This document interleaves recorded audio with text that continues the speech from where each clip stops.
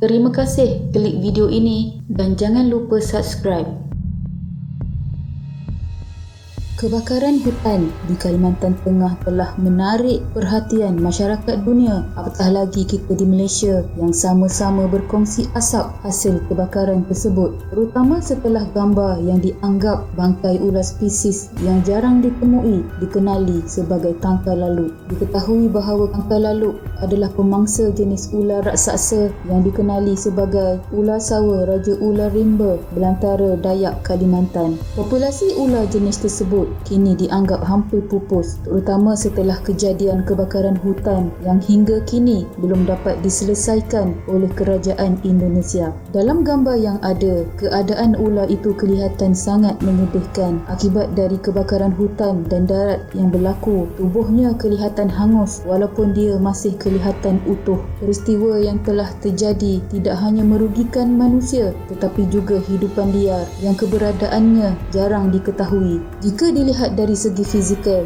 jelas bahawa ular ini mempunyai ukuran yang besar berbanding dengan reptilia yang serupa. Dikutip dari status Facebook Johan Michael Median Pasha, dia menulis bahawa ular itu boleh digelar sebagai salah satu anaconda Indonesia. Ya, ular besar yang berasal dari tanah Kalimantan disebut sebagai tangkar laluk dalam bahasa tempatan atau raja ular sawa yang menjadi salah satu penguasa di lebatnya belantara Borneo. Gambar ular itu yang sangat jarang didapati, di mana jarang ada yang dapat menemukan keberadaannya. Seperti yang ditulis Johan dalam status Facebooknya, ular itu boleh meniru suara rusa, orang utan, malah suara burung untuk menarik perhatian mangsanya. Dengan kepala digantung ke bawah dan ekornya diikat di pohon, itu adalah cara bagi ular itu untuk menghabisi mangsanya. Malangnya, kejadian kebakaran hutan di wilayah Kalimantan Tengah menjadikan ular itu sebagai mangsa. Seperti yang kita lihat di dalam gambar, reptilia ini kelihatan hangus dengan seluruh badannya menjadi hitam. Ini sekaligus menunjukkan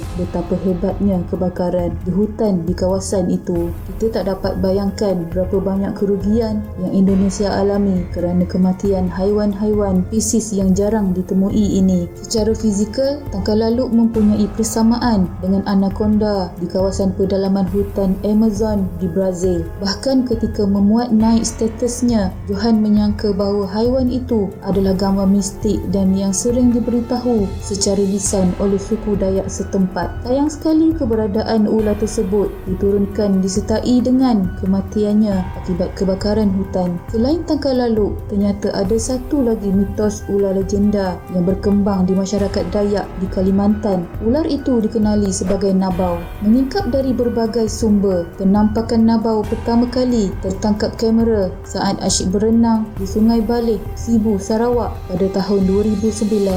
Sekilas tampilan ular ini benar-benar menyerupai anaconda kerana memiliki ukuran tubuh yang sangat besar. Ia tersangatlah besar sehinggakan badan ular itu kelihatan memenuhi sungai di dalam hutan yang tebal. Dinyatakan bahawa foto itu diambil oleh anggota pasukan kawasan bencana banjir dari helikopter pada 11 Februari 2009. Foto itu tiba-tiba menjadi topik perbualan hangat di masyarakat antarabangsa setelah diterbitkan semula oleh sebilangan media antarabangsa seperti Utusan Sarawak, New Straits Times hingga ke The Telegraph dari England. Sayangnya sehingga kini tidak dapat dipastikan sama ada penampakan ular itu adalah nyata atau hanya teknik digital. Tetapi menurut mitos yang berkembang di kalangan penduduk tempatan Kalimantan, legenda nabau memang diceritakan dari generasi ke generasi. Kononnya ular itu berukuran sehingga 80 ke 100 meter. Kepala menyerupai naga dengan 7 lubang hidung. Namun mitos nabau bukan hanya beredar di kalangan penduduk Kalimantan, malah ianya turut melibatkan penduduk negeri Sarawak juga. Di Sarawak, Jeram Pelagus terletak di antara Pekan Belaga dan Kapit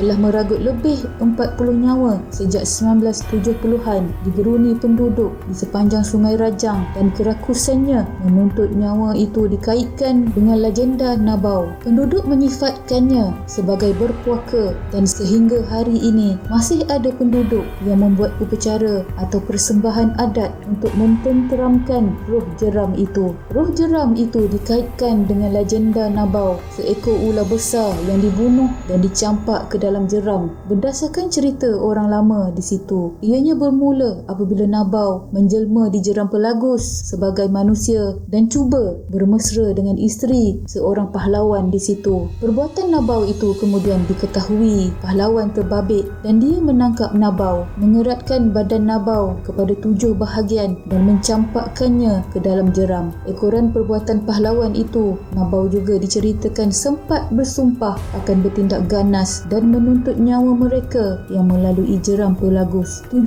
keratan badan Nabau itu kononnya membentuk 7 bongkah batu batan dan jeram yang ganas di sepanjang jeram Pelagus yang kini dikenali sebagai Wong Lapuh, Wong Nabau, Wong Batu Kawi, Wong Sukat, Wong Tilan, Wong Batu Naga dan Wong Pantu. Pada 1970-an, seorang pakar letupan dikenali sebagai Wong dikatakan terkorban ketika cuba meletupkan sebuah bongkah batu besar di jeram Pelagus. Berikutan itu, semua pangkal nama 7 kawasan berbahaya di jeram Pelagus diberi nama Wong bagi memperingati pakar bahan letupan berkenaan yang terkorban ketika operasi meletupkan batu di jeram itu. Selepas kejadian ngeri itu, tiada sesiapa yang berani mengganggu jeram berkenaan yang terus mengorbankan banyak nyawa apabila bot yang dinaiki terkandas diterjah arus deras menghempap bongkah batu yang sentiasa menunggu mangsa untuk dikorbankan. Mitos ular legenda yang unsur mistik juga diakui oleh penduduk Kalimantan Timur. Menurut mereka juga ada ular legenda yang bernama Bang Bekat. Ular tersebut dipercayai adalah ular gaib kerana boleh mengubah-ubah bentuk kepalanya. Kadang-kadang kepala boleh menjadi kepala lalat, kadang-kadang kepala anjing atau seperti ular secara umum. Dipercayai maklumat mengenai ular gaib ini sebenarnya terukir pada ukiran-ukiran suku Dayak kuno. Mereka tinggal di tepi sungai dan keluar ketika cuaca panas terik. Lain itu, Bang Bekat sering dikaitkan dengan ritual-ritual khusus yang sering dilakukan para pencari ilmu gaib. Ular ini diramalkan akan menjadi salah satu ujian yang mesti mereka lalui. Menurut satu perkongsian di Facebook oleh Iban Branch of the Dayak People of Borneo, bahawa satu ketika dulu dia pernah pergi menjala dan memancing di satu kawasan Logan Bunut.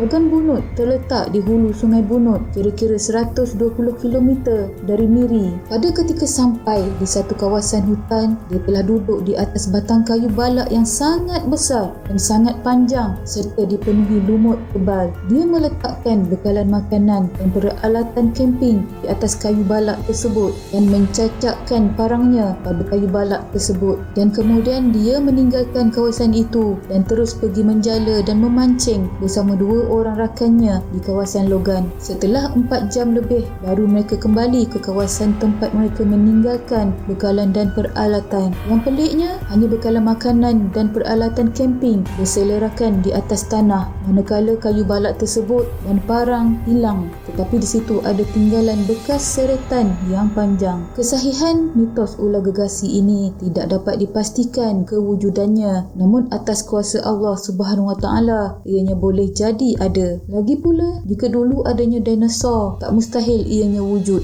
Sekian.